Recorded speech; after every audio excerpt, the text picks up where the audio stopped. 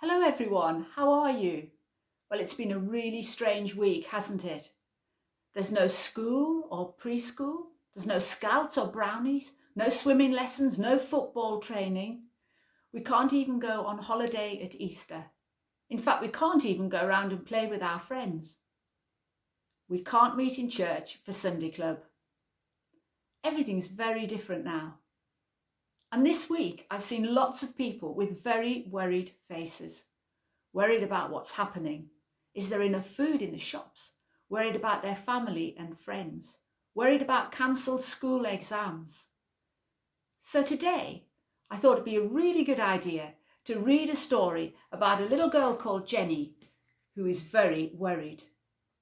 Why don't we listen? The Huge Bag of Worries. Jenny was usually happy. She lived with her family. She had a great brother. Well, he was great most of the time. She had a best friend at school. And then, of course, there was Loftus, her dog. But recently, she'd been getting gloomier and gloomier. She had started to worry.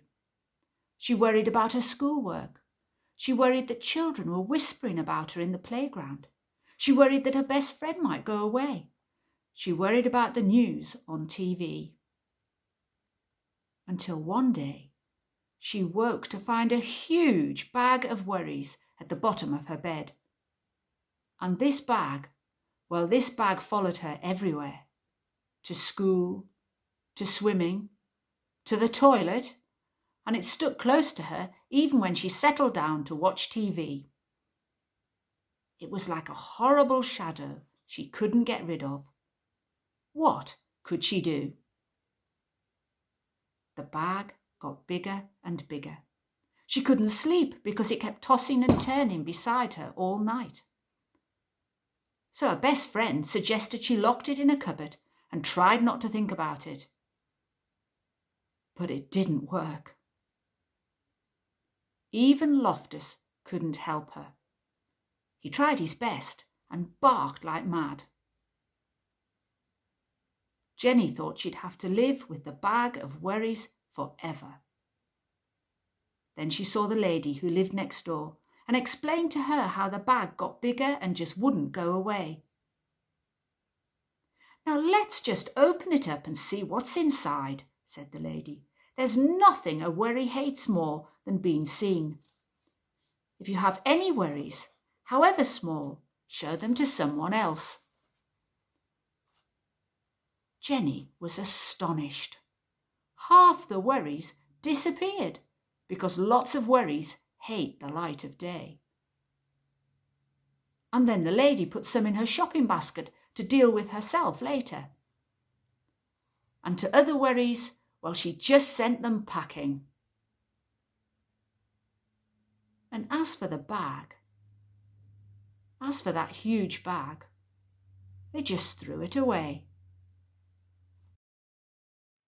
That's a great story, isn't it? And when we're worried, we probably feel a bit like Jenny.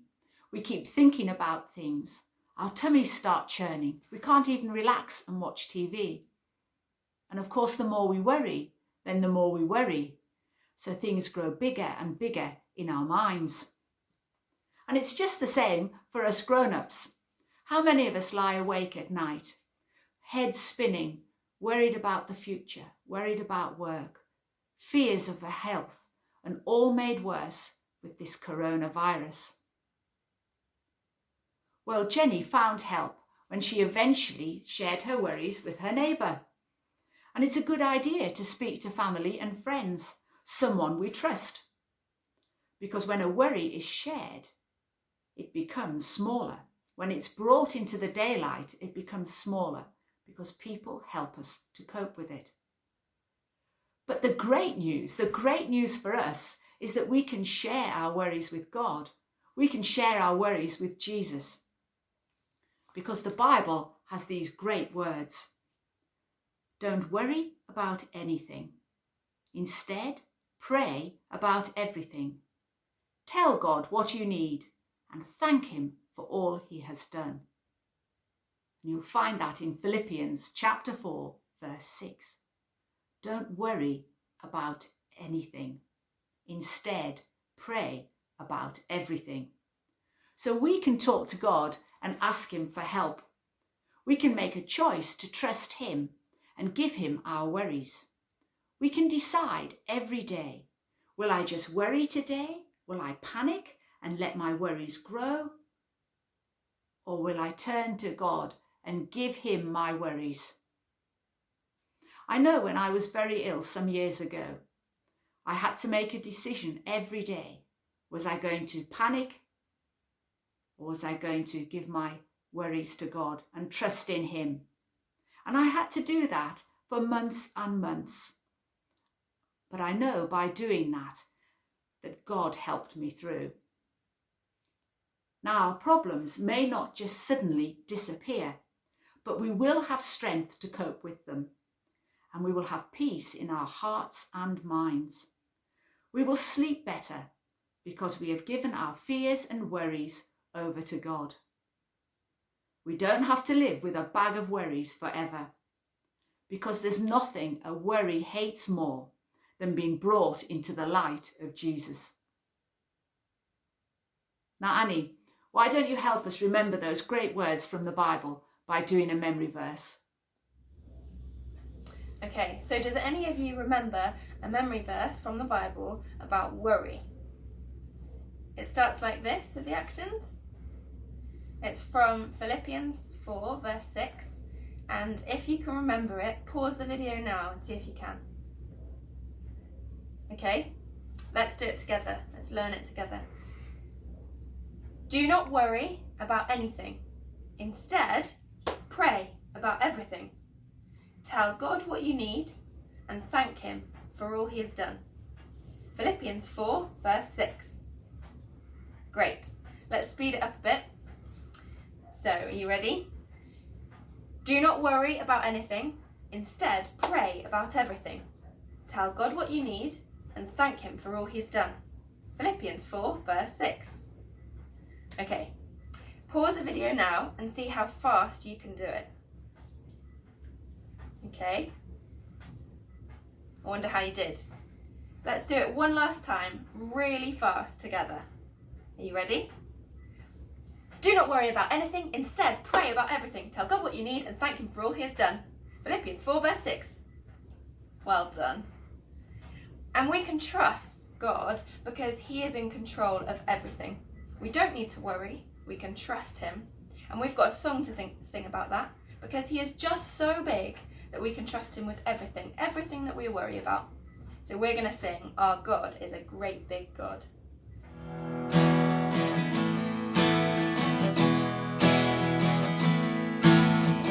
Our God is a great big God. Our God is a great big God.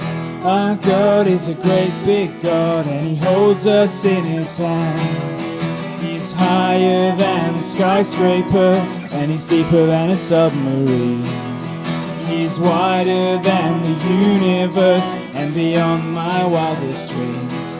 And he's known me and he's loved me since before the world began. How wonderful to be a part of God's amazing plan. Our God is a great big God. Our God is a great big God. Our God is a great big God, and he holds us in his plans. He's higher than a skyscraper, and he's deeper than a submarine. He's wider than the universe and beyond my wildest dreams. And he's known me and he's loved me since before the world began. How wonderful to be a part of God's amazing plans. Our God is a great big God. Our God is a great big God. Our God is a great big God, and he holds us in his hands.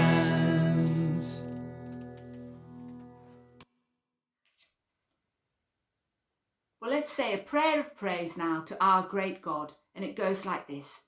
God, you are good. God, you are great. God, you are the best. And then we have a wind up amen. Amen. Shall we do that? Let's pray.